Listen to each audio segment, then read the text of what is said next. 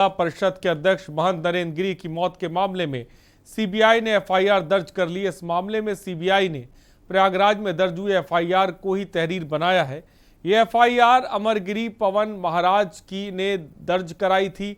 CBI के Delhi unit ने IPC 306 में एफआईआर दर्ज की और ये एफआईआर आत्महत्या के लिए दुष्प्रेरित यानी उकसाने की धारा में दर्ज हुई है। सीबीआई की टीम ने प्रयागराज मामले की जांच शुरू कर दी है। महंत नरेंद्र गिरी महाराज की हत्या हुई थी या उन्हें आत्महत्या के लिए उकसाया गया था और इसके पीछे क्या कोई आपराधिक षड्यंत्र भी था?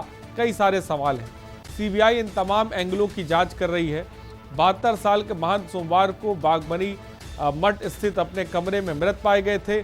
प्रारंभिक पोस्टमार्टम रिपोर्ट में खुलासा हुआ है कि गिरी की मौत फांसी के कारण दम घुटने से हुई है।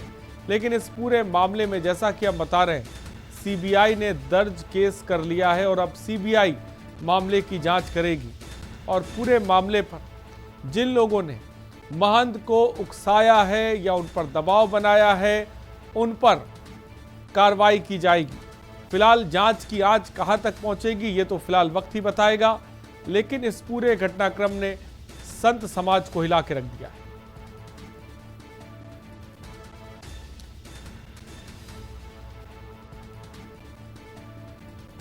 और हमारे इस वक्त रेजिडेंट एडिटर अमित दुबे इस खबर पर अधिक जानकारी के साथ जुड़ रहे हैं। प्रयागराज से हमारे संवाददाता विनय अधिक जानकारी के साथ जुड़ रहे हैं। सीधे सबसे पहले अमित के पास चलते हैं। अमित, अब पूरे मामले पर जो घटनाक्रम हमने देखा, प्रयागराज में जो कुछ हुआ, सीबीआई इस मामले की जांच करेगी। फिलहाल ताजा जानकारी इस मामले पर आपके पास क्या है? देखिए, सीबीआई के हैंडओवर जांच पहुंच चुकी है और ऐसे में कभी भी सीबीआई जो है, सीबीआई के अधिकारी प्रयागराज पहुंच सकते हैं, मामले को आगे बढ़ाएंगे। और ऐसे में जो एसआईटी 18 सदस्यीय एसआईटी गठित की गई थी, एसआईटी अपनी जांच जो है वो सीबीआई के हैंडओवर करेगी। यानी अब तक की जांच जो है वो एसआईटी कर रही थी और एसएसपी की अगुवाई में 18 सदस्यीय एसआईटी का गठन हुआ था। और दूसरी बड़ी चीज की जिस तरह से महंत नरेंद्र गिरी आत्महत्या मामले को लेकर तमाम विपक्ष जो है वो न सिर्फ लामबंद था, लगातार सीबीआई जांच की बात कह रहा था। उसके प्रमुख दो कारण थे। एक बड़ा कारण कि क्योंकि विपक्ष जो है वो सरकार की नीतियों को किस तरह से नीतियों में कमियां लाए, पहली चीज ये होती है। और दूसरा, तथ्यों पे आधारित बात करें तो आनंद गिरी जो कि मुख्य आरोपी बताए जा रहे हैं कि जिन्होंने महंत नरेंद्र गिरी को आत्महत्या के लिए उकसाया, 14 दिन की जेल की न्यायिक हिरासत में है और ऐसे में उन्हें उत्तराखंड से गिरफ्तार किया गया था। तमाम जब पार्टियों के नेताओं से बात होती थी, उनका कहना था क्योंकि मामला एक राज्य का नहीं है, 2 राज्यों का है, खासकर यूपी और उत्तराखंड। यूपी पुलिस सिर्फ यूपी में ही अच्छी तरह जांच कर सकती है, उत्तराखंड में नहीं कर सकती। इसलिए मामले को सीबीआई के हैंडओवर किया जाना चाहिए। योगी आदित्यनाथ ने जरा भी समय नहीं लिया और जैसे ही उन्होंने देखा कि मामला जो है तूल पकड़ रहा है तो उन्होंने सीधा ही केंद्र सरकार के लिए, सीबीआई के लिए इस केस को रिफर कर दिया है। हालांकि इस बीच ये भी मांगे उठ रही थी कि एसआईटी जो जांच कर रही है, अगर सीबीआई की जगह सुप्रीम कोर्ट या हाई कोर्ट का सिटिंग जज के अंडर में ये जांच कराई जाए तो जांच और ज्यादा अच्छी हो सकती है। तो कई तरह मांगे उठी थी। फिलहाल सीबीआई के हैंडओवर पूरा केस कर दिया गया है। लेकिन अमित, अभी तक पूरे मामले पे कितने लोगों की गिरफ्तारी हो चुकी है?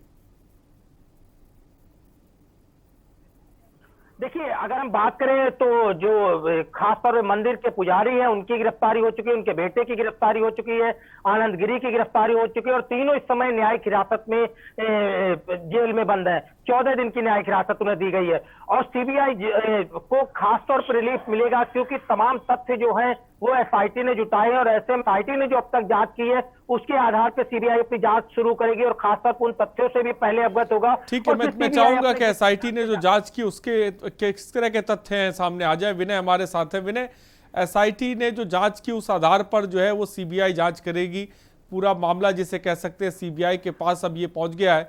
फिलहाल विनय, ताजा जानकारी है आपके पास क्या है इस पूरे मामले को लेकर और किस तरह की गिरफ्तारियां देखने को मिल रही हैं? विनय, इसमें जो है कि जो 3 लोगों को गिरफ्तारियां की गई है, एसआईटी पहले ही जो है उसमें 3 लोगों को जो है कोर्ट में, सीजीएम कोर्ट द्वारा जो 14 दिन की न्यायिक हिरासत में भेजा गया है। तो उसमें जो है बड़े हनुमान जी के मंदिर में जो पुजारी थे, मेन पुजारी आद्या तिवारी जो है और उनके बेटे संदीप तिवारी, इन दोनों पर जो है शक गहरा था, जो है जिसके कारण जो है इनकी पहले से ही अनबन थी महाराज जी से।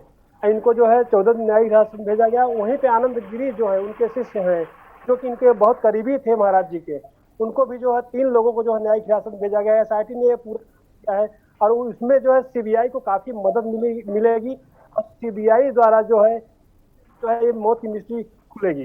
जी, इस पूरे मामले पे विनय, क्या यूपी पुलिस, क्या उत्तराखंड की तरफ भी कोई टीमें गई हैं किसी को शक के आधार पर या जांच को लेकर? इस जांच को लेकर जो है उत्तराखंड में जो है आनंद गिरी के आश्रम को सीज कर दिया गया है और वहां की प्रशासन भी जो है वहां जांच में जुटी हुई है, सहयोग कर रही है इस पूरे प्रकरण में। ठीक है, बहुत बहुत शुक्रिया विनय तमाम जानकारी के लिए। अमित, आपका भी बहुत बहुत शुक्रिया। नरेंद्र गिरी की मौत में दिल्ली में एफआईआर दर्ज की गई। अब ये पूरा मामला सीबीआई के हैंडओवर कर दिया गया। एसआईटी की जांच के आधार पर ही सीबीआई जांच बढ़ाएगी और सीबीआई की जांच की आंच कहां तक पहुंचेगी ये जल्दी आपको पता लगेगा।